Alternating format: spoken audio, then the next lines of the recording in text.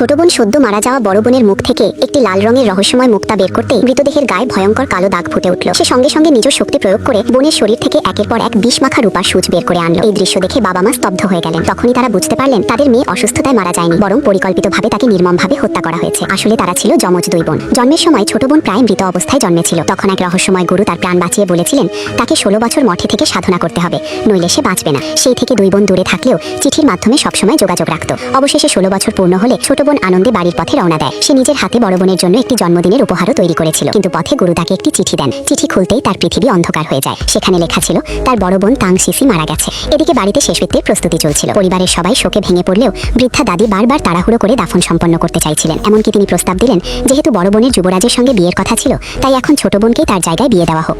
বাবা মা এই কথায় ক্ষুব্ধ হয়ে ওঠেন। ঠিক তখনই ছোট বোন বাড়িতে পৌঁছে যায়। মাকে জড়িয়ে ধরার পর তার প্রথম কথাই ছিল কফিন খুলুন। সবাই তাকে বাধা দিলেও সে দৃঢ়ভাবে জানায় তার বোনের মৃত্যু স্বাভাবিক নয়। শেষ পর্যন্ত সে কফিন খুলে দেহ পরীক্ষা করে ভয়াবহ সত্য আবিষ্কার করে। বড় বোনের শরীরের ভেতরে লুকিয়েছিল 36টি বিষমাখা রূপার সূচ।